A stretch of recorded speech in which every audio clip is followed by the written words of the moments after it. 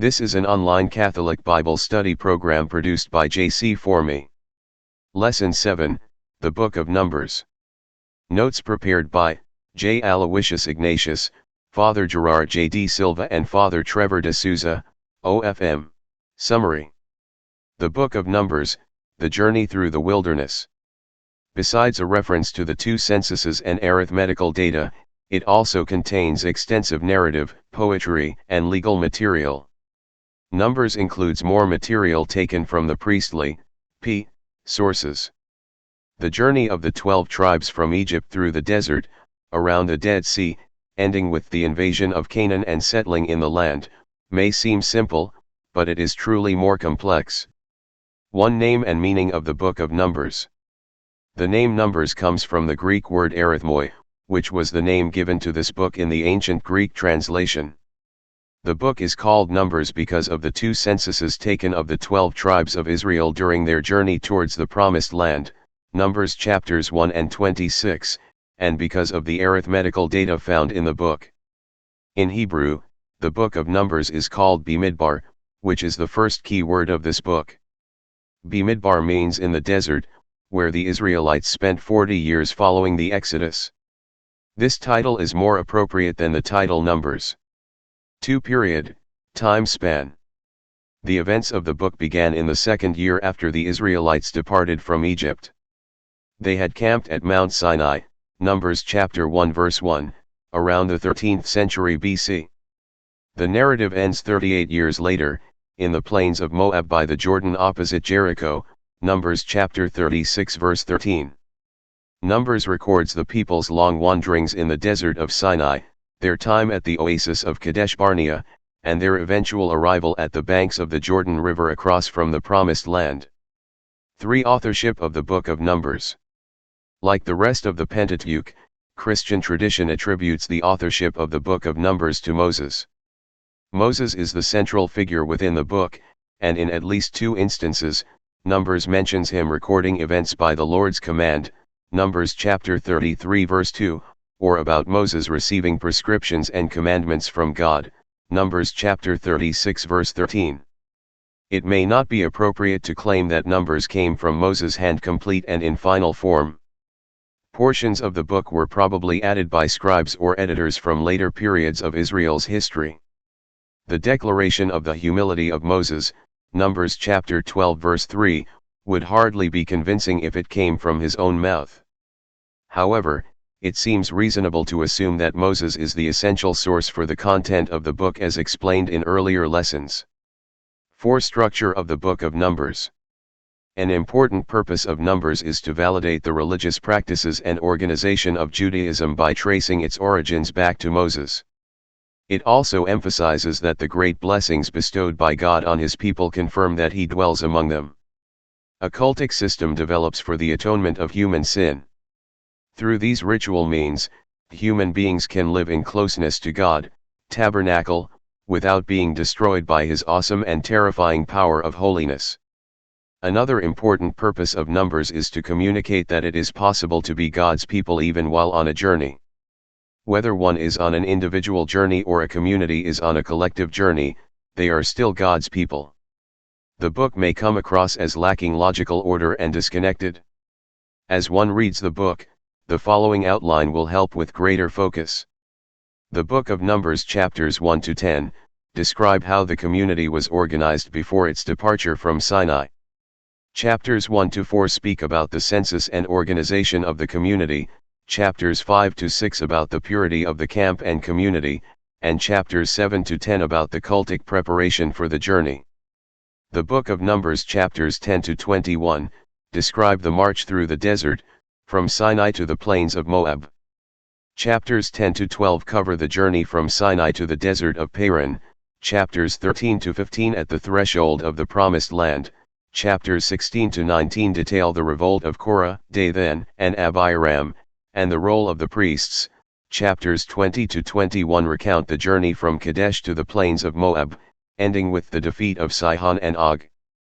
The Book of Numbers chapters 22 to 36, standing on the plains of Moab, the preparation for their entry into the land. Chapters 22 to 24 cover the story of Balaam, chapter 25 discusses the apostasy at Baal Peor, chapters 25 to 36 detail the preparation for conquest and the division of the land. 5. Context in the Book of Numbers. The Book of Numbers begins with the first census, which was taken in the Sinai desert in the year following the Exodus. The second census begins in Numbers 26 and occurs on the plains of Moab. The book has 3 parts. First, Israelites in the Sinai desert, Numbers 1:1-10:10. Second, in Kadesh, Numbers chapter 10 verses 11 to chapter 21 verse 35, and third, on the plains of Moab, Numbers chapter 22 verse 1 to chapter 36 verse 13, near the Dead Sea. 6th theme in the Book of Numbers. Numbers focuses on the land of promise and Israel's journey toward it. It reiterates the value of faith and obedience. It accentuates the indispensability of the priesthood for preserving the nation's spiritual health. 3 theological strains run through the Book of Numbers. A. The character of God, especially as he reveals himself in punishing the wicked, Numbers chapter 11 verses 25 and 33, chapter 12 verses 5 and 10, chapter 14 verse 10, chapter 16 verses 19 and 32, chapter 20 verses 6, 12. B. The land given to Israel by the Lord, Numbers chapter 32 verses 7 and 9, meant to be a holy land, Numbers chapter 35 verse 34, and Israel's permanent possession, Numbers chapter 36 verse 9. C. Israel's identity as the people of God, reflecting his holiness and faithfulness in their lives. 7 Priestly blessings.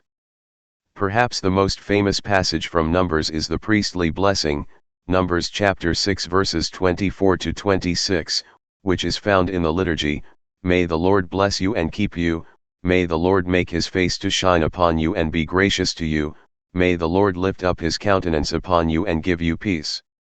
This priestly blessing also happens to be the earliest biblical passage ever discovered in an archaeological find. 8 Handling of the tabernacle. Numbers chapter 4 verses 5 to 15 details the handling of the tabernacle when the Israelites were breaking camp. The tabernacle, which literally means tent, was the movable sanctuary of the Hebrews. It represented God's presence with his people. In Numbers chapter 8 verses 15 to 16, the Lord tells Moses to purify the Levites and then to commission them to enter upon their service in the meeting tent. "You shall purify them and offer them as an offering, because they are strictly dedicated to me. I have taken them for myself in place of every firstborn that opens the womb of the Israelites." 9 Additional offerings and purification rites. Numbers chapter 15 verses 1 to 31 refers to various offerings to the Lord after coming into the land throughout their generations. Numbers chapter 15 verses 37 to 41 is part of the purification prayer. The purification rite of the ashes of the red heifer is described in Numbers chapter 19. 10 Moses and Aaron. Moses and Aaron would not be allowed to enter the promised land for striking the rock twice instead of speaking to it during the water famine, as directed by the Lord, Numbers chapter 20 verses 11 to 12.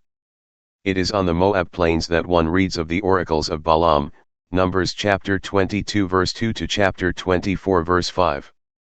The idol worship of Baal at Peor led to the punishment of the offenders by Phinehas, grandson of Aaron, Numbers chapter 25. Joshua, son of Nun, was appointed successor to Moses, Numbers chapter 27 verses 12 to 23. Numbers chapter 29 verses 1 to 6 describes the new year beginning on the first day of the 7th month, the Feast of Trumpets, with the sounding of the trumpet. 11 Principle of inheritance. Numbers chapters 27 and 36 enumerate an important principle of inheritance when a man dies without having a son. The inheritance would go to the daughters, but only if they married within the father's tribe.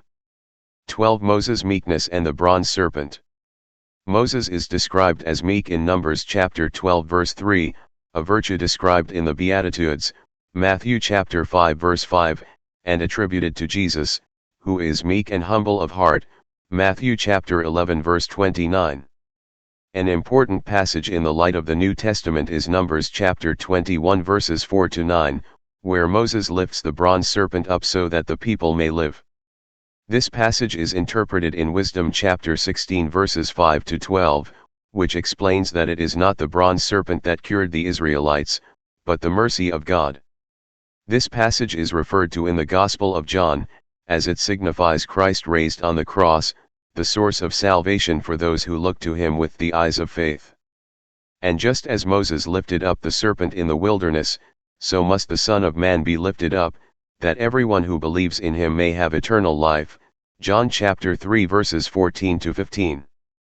13 Lessons from the Israelites' wanderings.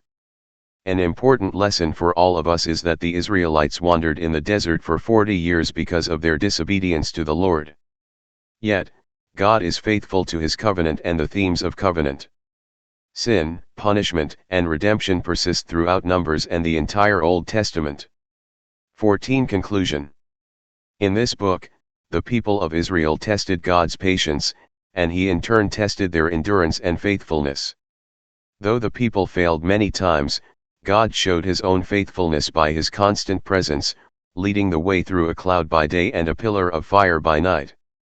More than just a history lesson, the book of Numbers reveals how God reminded Israel that he does not tolerate rebellion, complaining, and disbelief without invoking consequences. He taught his people how to walk with him not just with their feet through the wilderness but with their mouths in worship, hands in service, and lives as witnesses to the surrounding nations. He was their God, they were his people, and he expected them to act like it. Thank you for viewing and listening to this lesson. Kindly place your feedback in the comments. Kindly subscribe and share. God bless you.